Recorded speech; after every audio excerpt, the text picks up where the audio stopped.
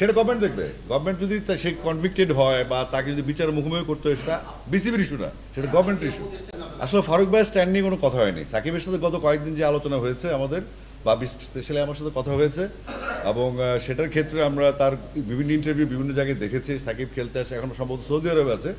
তো এইসব বিষয়ে কথা হয়েছে। সাকিব যখন আগ্রহ বোধ করলো, আমরা ভাবলাম যে আমাদের আলোচনাটা হওয়া উচিত, কারণ সাকিব টাইপের গ্রেট প্লেয়ারদের একটা ওয়েলফেয়ার যদি আমরা জানাতে পারি, আমাদের দেশের ক্রিকেট সম্মানিত হবে, আমরা সবাই সম্মানিত হবো। সেটাই প্লেয়ার ক্রিকেট সাকিব আল হাসান। আর সাকিব যোগাযোগ করেছেন, তো তার সাথে আলাপ হয়েছে যে home and away both series খেলতে চাই কিনা, দুইটার জন্য অ্যাভেলেবিলিটি আছে কিনা সে বলেছে, এবং তার সাথে ডিসকাস করেই সিদ্ধান্ত নেওয়া হয়েছে। সো উনি হয়তো জেনে বুঝেই ডিসিশন দিয়েছেন। বাপি, দুইটা তিনটা উদাহরণ আছে বাংলাদেশে। একজন মাশরাফি মুর্তজা, সে বাংলাদেশে অবস্থান করছে, এবং 3 আগস্টের পর আমাদের আরেকজন ক্রিকেটার, সেও বাংলাদেশে অবস্থান করছে। তো আমার মনে হয় ওই দুজনে থাকতে পারে, তাহলে সাকিব আল থাকতে পারে। আপনারা তো নাম এখন যেটা চাচ্ছেন সেটা হচ্ছে কন্টেন্ট, আর আমি যেটা বলছি সেটা হচ্ছে হিসাব। আপনাদের প্রফেশনাল ক্যারিয়ারে আপনি হিসাব করবেন, আমি হিসাব করব।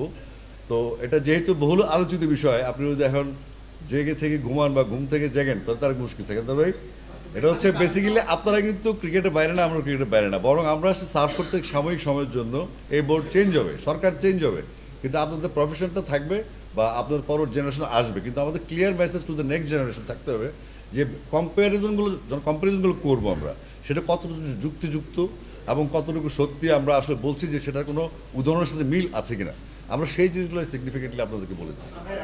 Pakistan, New Zealand, Australia, West Indies, সেটা আমাদের এখন হয়নি। এই না, না, চারটা ওটা already আসেনি। আমাদের সিরিজ অ্যাভেলেবল আছে, ওটা সাবজেক্ট টু ডিসকাশন, ওনাদের এখন